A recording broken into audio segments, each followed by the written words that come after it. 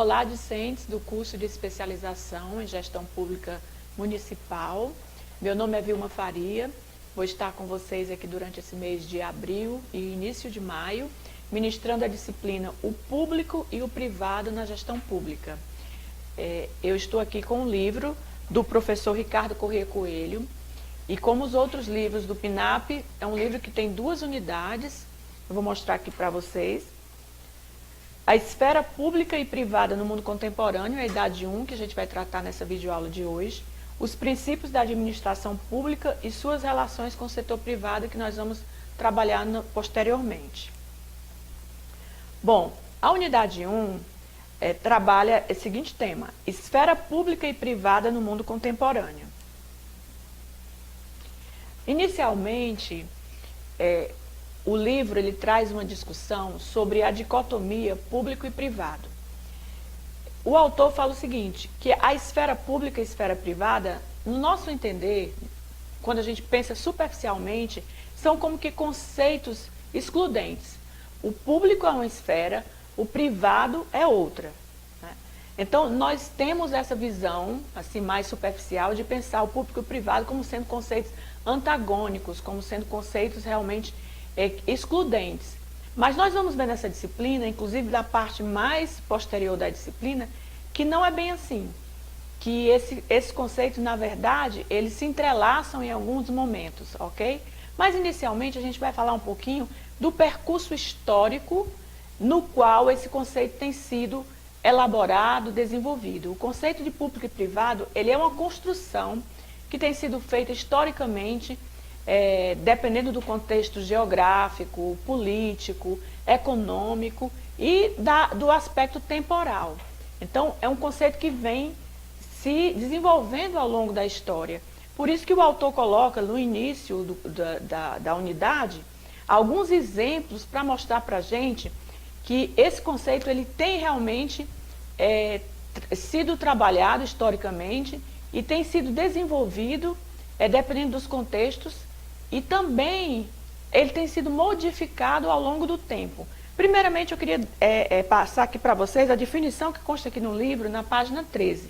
Na página 13 diz o seguinte: tudo que é coletividade chamada povo convencionar em um determinado momento de sua história, ser de interesse ou propriedade comum, integrará a esfera pública, ficando todo o restante adestrito à esfera privada. Nessa definição que o autor dá, ele mostra bem que a questão aqui primordial é a questão do interesse.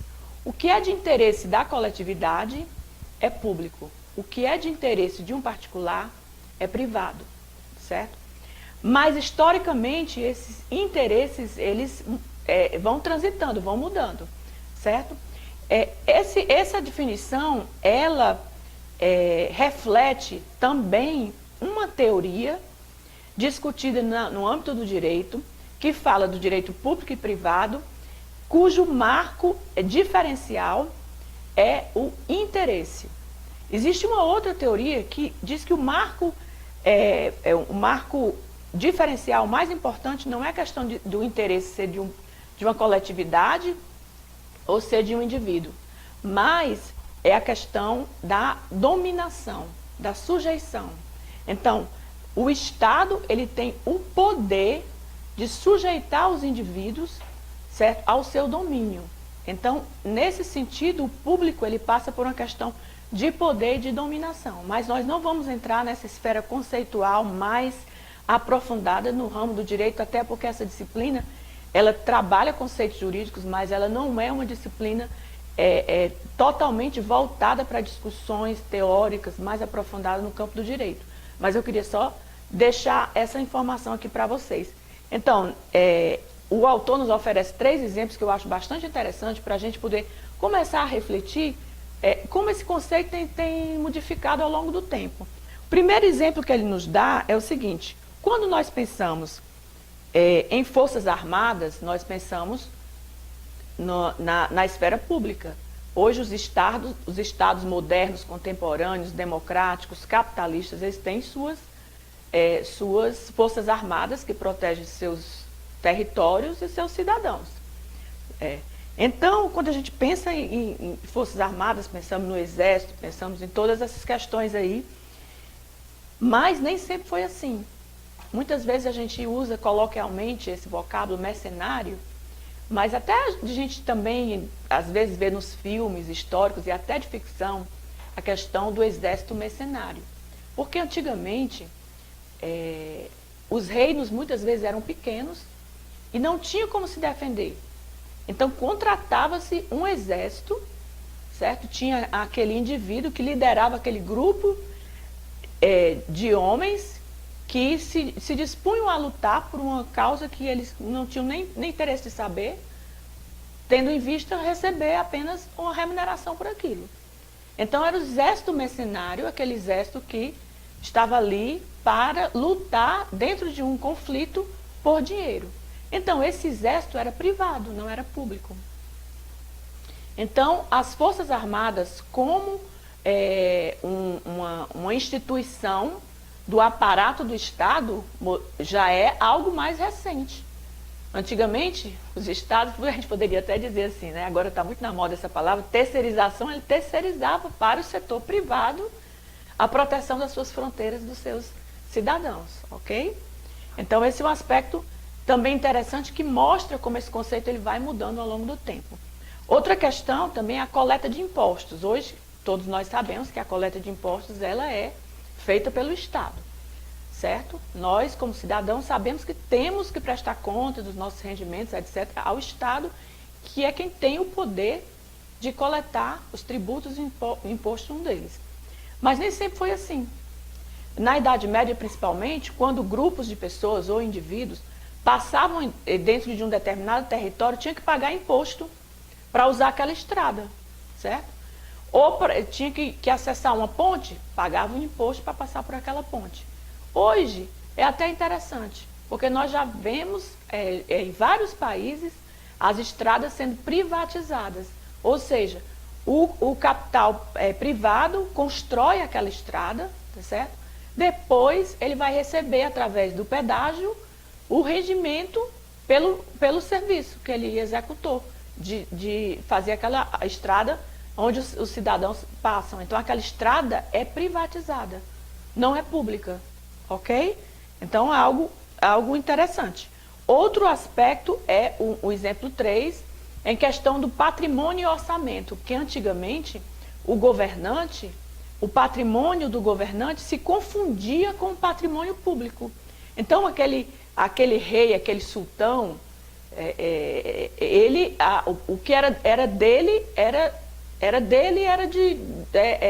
todo o território ali era dele. Então, se confundia o público e o privado, porque o que era público também era particular. Então, tendo em vista esses 3 exemplos que o autor dá, né? Exemplo das Forças Armadas, do imposto e também do patrimônio e do orçamento, nós vemos que essa dicotomia pública e privada, ela vai, então, evoluindo, se transformando, dependendo do contexto histórico que está acontecendo.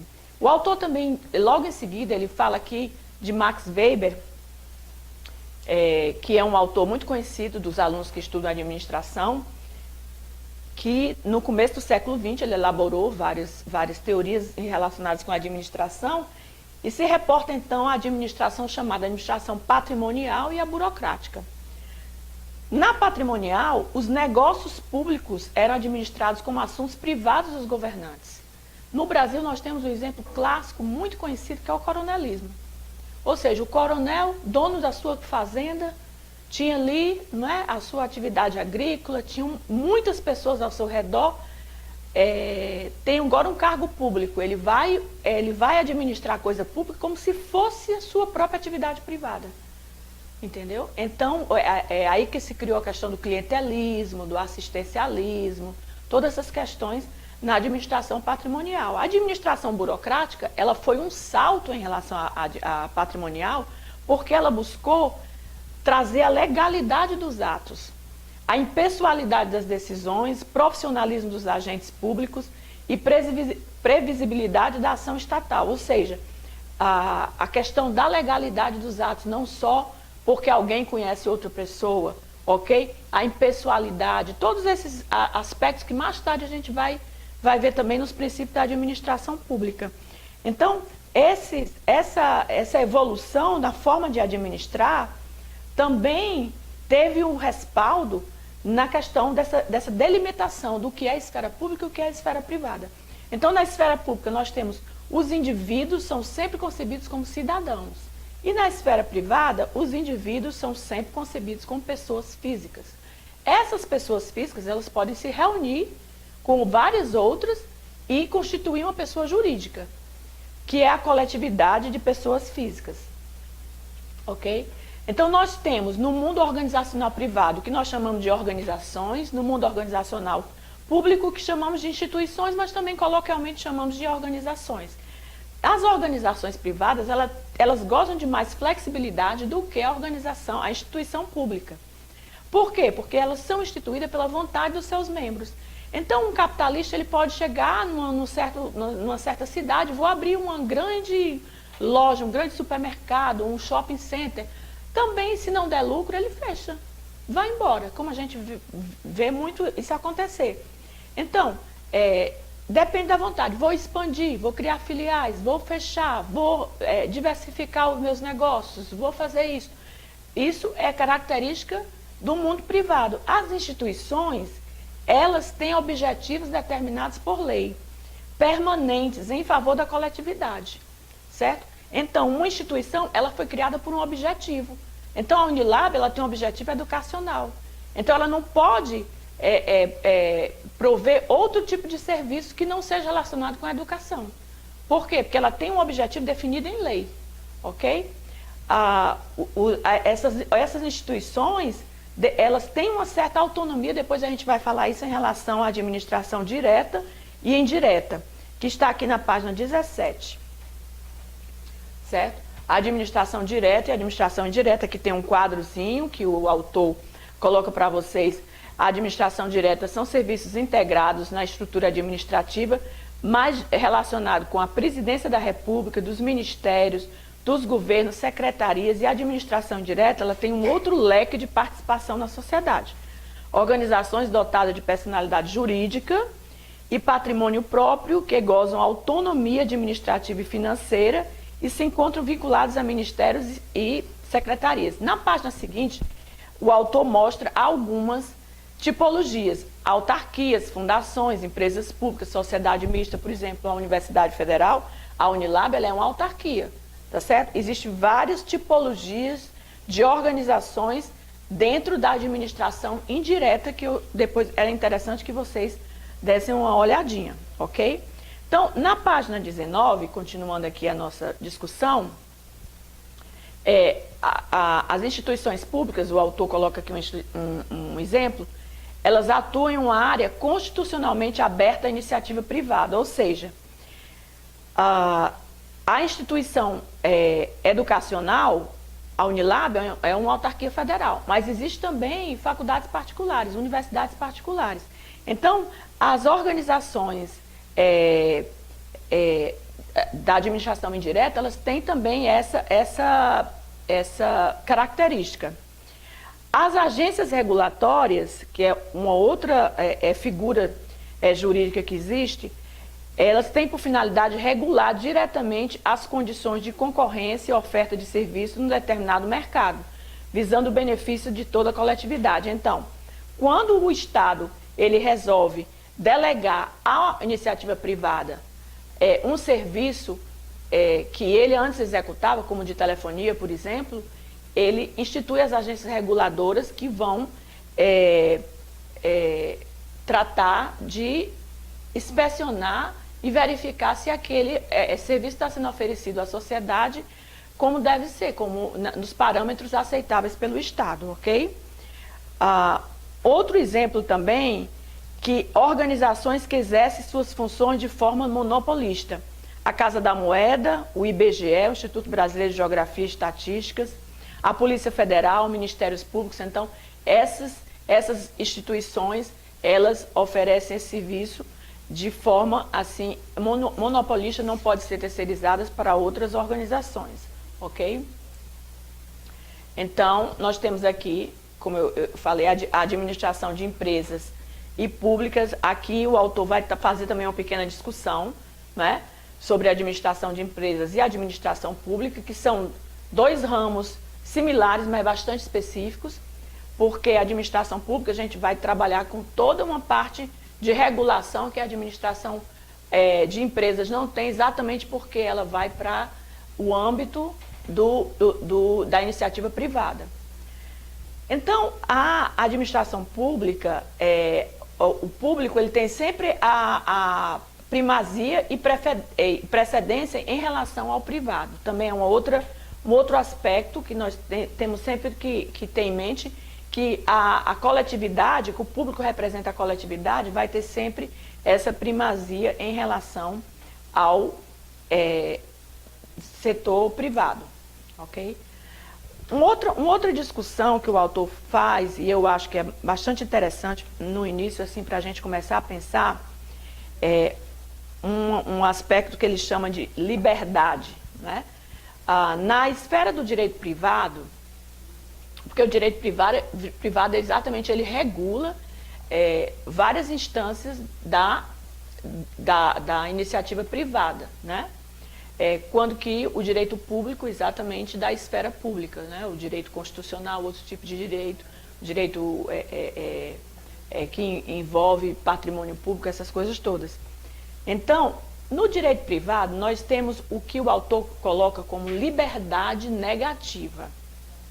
Então, nós temos que os indivíduos, né, o âmbito do privado, pode-se fazer o que a lei não proibir, certo?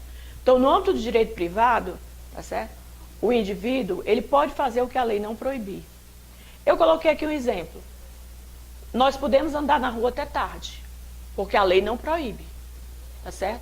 A não ser na Constituição do Brasil, quando tem estado de sítio, aí não podemos andar na rua até tarde. Outros países é a mesma coisa.